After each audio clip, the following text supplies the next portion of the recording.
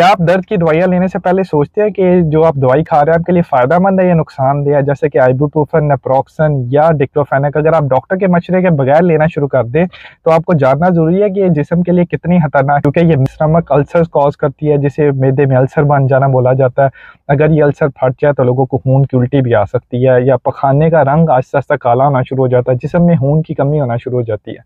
दूसरे नंबर पे ये गुर्दों को बहुत ज़्यादा अफ़ेक्ट करती हैं। अक्सर लोगों को जो किडनी फेलियर की तरफ चले जाते हैं, अगर ये दवाइयाँ लंबे अरसे के लिए बगैर डॉक्टर के मशवरे के इस्तेमाल करें। वो लोग जिनको दिल का मसला या फालज का अटैक हुआ और वो ऐसी दवाइयाँ खून पतला करने वाली जैसे एस्प्रिन, क्लोपिडोग्रेल या वारफरिन वगैरह ले रहे हैं, उनके अंदर अगर वो ये दवाइयाँ साथ में लेना शुरू कर देते हैं तो उनके अंदर ब्लीडिंग का जो चांस है वो बहुत ज़्यादा बढ़ जाता है। लोग जो कि सर की दर्द के लिए दवाइयाँ ये खाते रहते हैं लंबे अरसे के लिए, उनके लिए जानना ज़रूरी है कि यही दवाइयाँ अगर लंबे अरसे के लिए इस्तेमाल करें तो आपको मेडिकेशन ओवर यूज़ हेडेक भी हो सकती है, जिसमें आप दवाइयाँ ज़्यादा इस्तेमाल करने की वजह से आप